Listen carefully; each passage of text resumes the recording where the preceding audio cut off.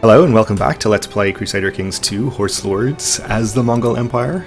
In our last episode we've been helping out our brother, I forgot his name already, Tumen of Tumen's Host in his host claim on the Kingdom of Khotan here, so we're up to 61% and he is about to finish sieging their holding in here, which will wipe out the, how much ticking war score? 33%, so that'll get us almost all the way to 100, if not all the way. Once he finishes that, we're sieging the Khotan capital down here. And we'll keep pillaging this tribal holding, which is almost wiped out at this point. After that, we'll have to go and get ourselves some more holdings to pillage. Grown accustomed to this level of income.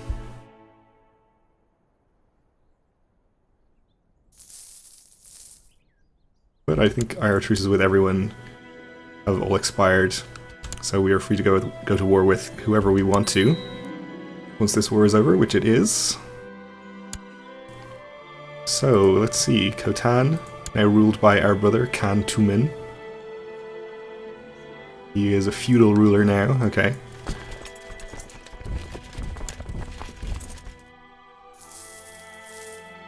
Oh, that's good for him. We will not be settling as feudal or tribal anywhere, but thanks for letting me know it's an option. Oh, okay. Tumen is immediately calling us in against Khotan, former allies of the previous people in charge of Khotan. Declining would cost us 25 prestige. This is the conquest of presumably a single county. I guess we'll accept, but we probably won't actually help him.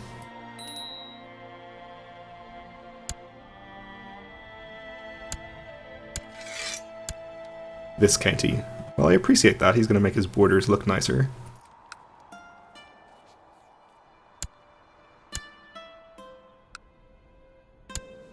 So, let's see. Khotan has 1.6k to their name. Khotan has over 4k that I can see. So it definitely seems like he won't need our help.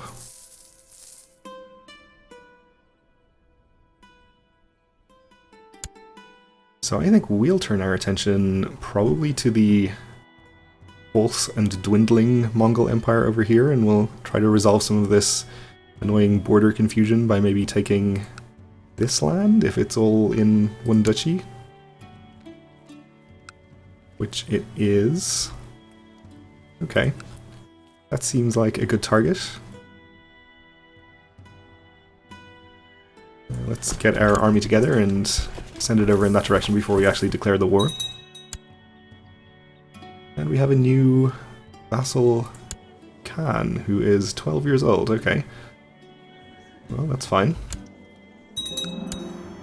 We have built sheep in its hill, so we can go ahead and build something else there, I suppose. That war being over, by the way, has boosted our trade income significantly, which is great.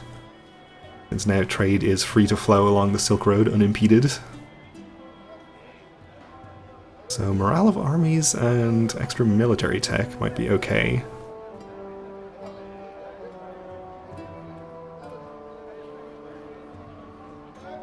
Or just morale of armies.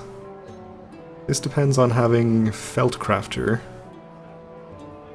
which itself would increase tax and winter supply limit. Sure, let's do this one.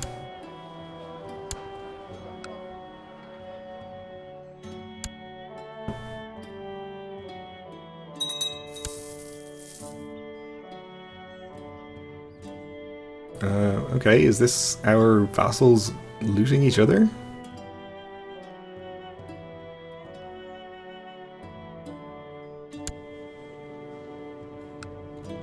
I have no idea. Anyway. Not really a big deal. I guess we should probably go looting at some point ourselves. We haven't done that for a long time. And we border a lot more people than we used to now. Maybe we'll go on a little looting spree in Georgia or something before we declare on the Mongol Empire. Probably another decent source of income.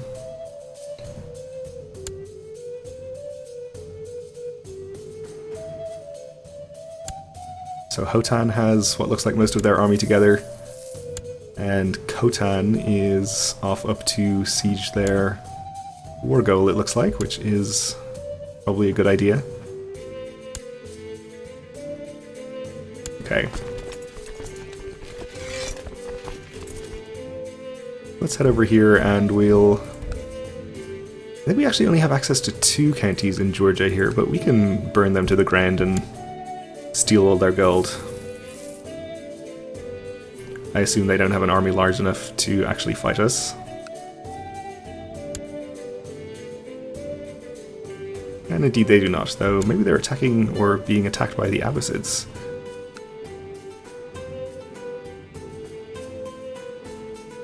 Yes, they are defending.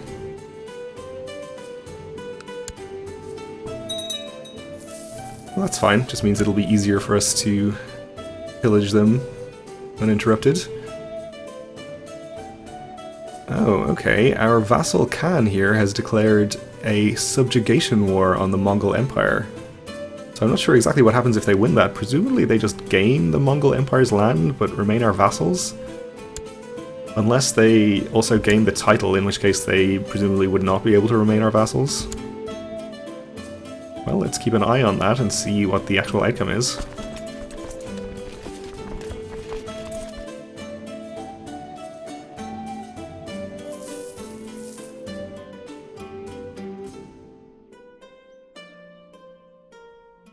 How is our population doing?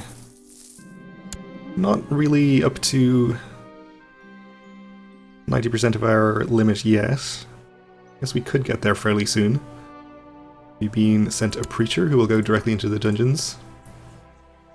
No ransom possible, unfortunately.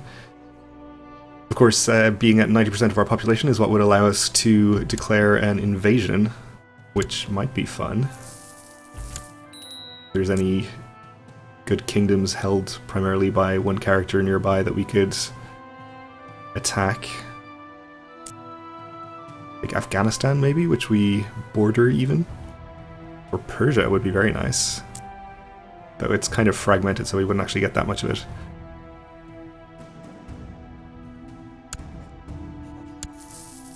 And our tribal holding is completely obliterated. Which itself will increase our max population, of course.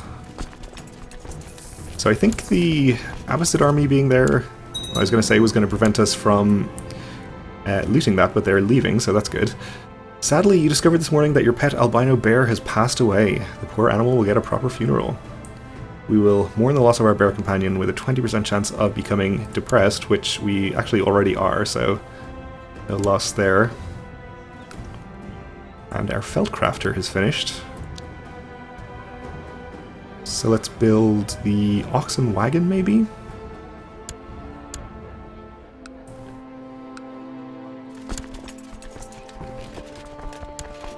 Okay, let's toggle looter and head across the border. Uh-oh. Well, there is a large army here. Only 1,500 of it is from Georgia, though, and I don't think we'll become hostile to the other ones who are presumably their allies in the other wars they're in. So I think we'll be okay to do this.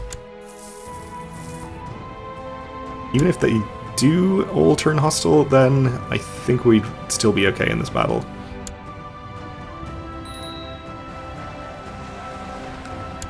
But yes, it was just the Georgian army, and now we can stay here and siege these holdings. Unfortunately, we're taking quite a lot of attrition. Well, 2.9 I guess is not quite a lot, but it's more than I would like to take, so let's take half of the army and leave. And our daughter needs educating, so we'll get her educated, I guess, with one of our vassals, neither of which we could give her to actually need their opinion increased, so I suppose we'll just give her to a random person then. How about you?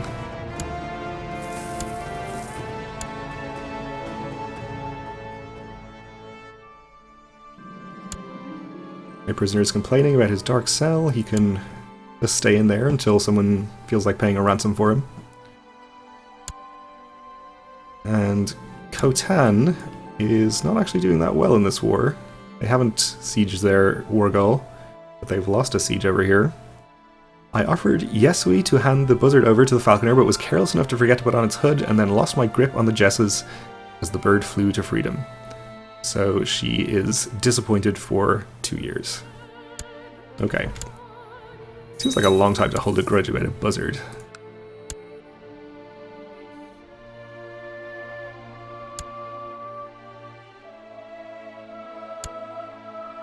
But I'm sure it was a beloved pet. So this is a peasant revolt that is not actually relevant to us, but it is in our land and sort of occupying it, and well, I guess we wouldn't have to fight it to get down here. We could just go around. Yeah, we'll just go fight it. We'll put our commanders in charge over here, though.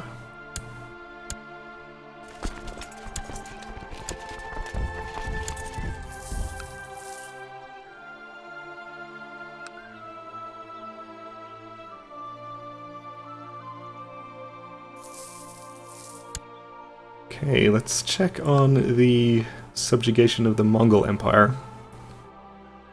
15% in favor of our vassal Khan, okay. And he has just defeated the Mongol army with his apparently larger army there, so it looks like he's probably going to win that. Okay. To 34% after the battle, so he's free to just siege things at this point. We have finished our upgrade there. I guess we'll build wrestling, why not, for more morale of armies. Probably pretty useful.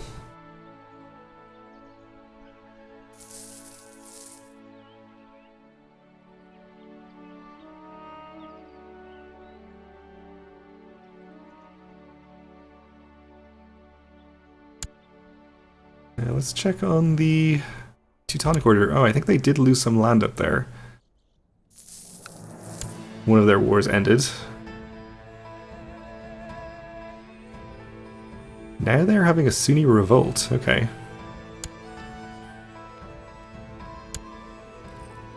It doesn't look like that's here at all. Where is this? Oh right, it's not, it's just a spawned army. I see. Well, they might actually lose that if they're in a bad way after their other wars. And lose some land that way.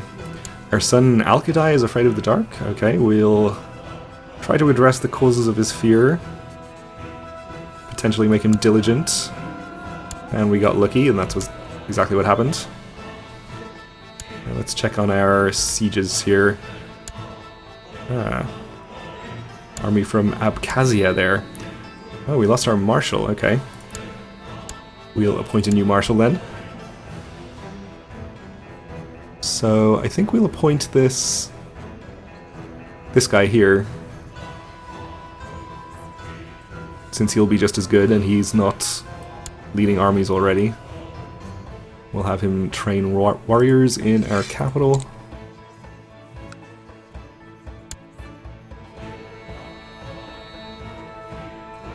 Do have a lot of manpower available, so we could consider building more horde units.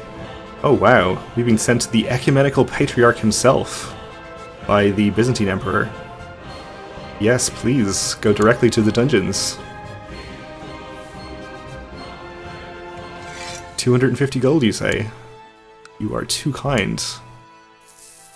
Please come back anytime.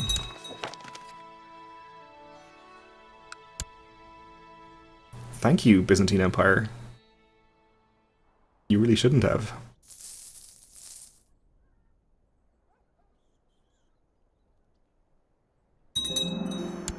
Okay, we built wrestling, and we can spend some of our ill-gotten gains on some more upgrades.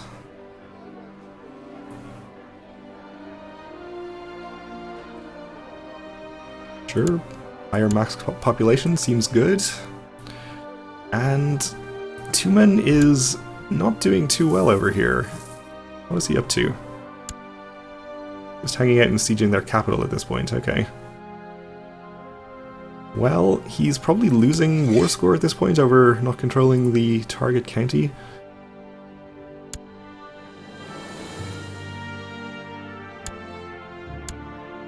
I don't really want to have to send troops over there to help him. We've looted 61 gold, so that's pretty good. Obviously we'll siege the rich and weak castle and city, or bishopric and city down there as well. Here we also have a city and bishopric under the castle, so they should be pretty quick and lucrative to siege also. And after that we'll probably declare on the Mongol Empire, depending on what happens with this war that they're in. I suppose if this war isn't over, we'll just let that continue and declare on somebody else instead. Maybe Bryansk.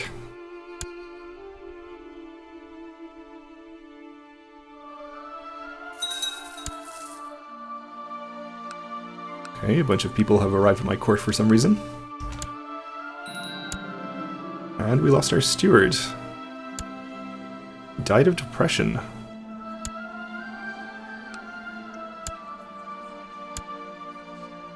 So unfortunately we don't have any great candidates for steward, it looks like. This guy is the best and he'll get an extra point after we actually appoint him. And I guess we'll send him to oversee construction in the capital again, but he's not as good at the job as his predecessor. So our upgrades are going to take longer. That's okay though. Won another siege there and got some more gold. And you have improved clan sentiment, that's good. And Khotan is now at minus 79% in his war. What is happening over here? Is this just all ticking war score? No, they have a very high value prisoner. Okay. No, I meant to look at you. It's your son. Yeah, okay. Well, I think at this point we would not actually get over there in time to help him out, even if we sent our army right now. So, well, he's on his own, I guess. He'll just have to deal with the consequences of his own gross incompetence. This chief has usurped some title. Okay, this is our vassal of our vassal.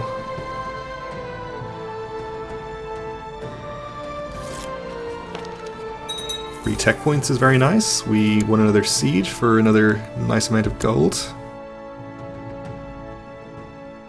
We're actually getting a lot of gold from this. We should raid more often.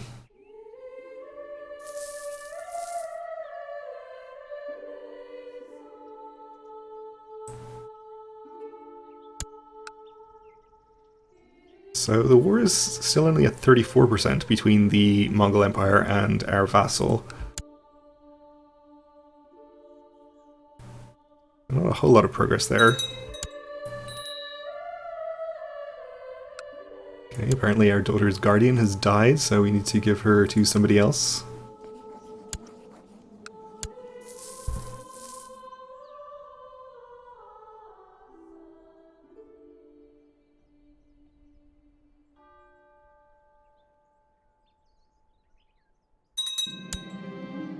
And we fulfilled the ambition to become exalted among men. Okay, good for us. I guess we just got 170 gold and 170 prestige from that.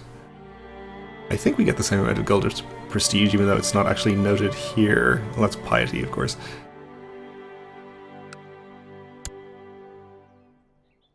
So that's great. This is also a really good source of prestige.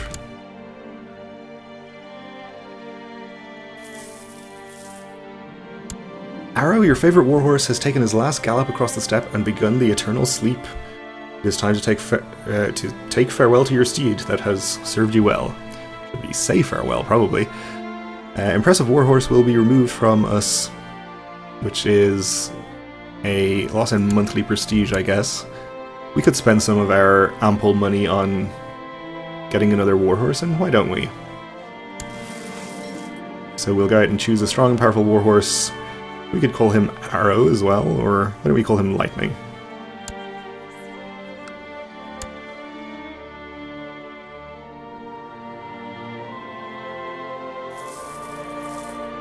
And we are about to finish this siege here.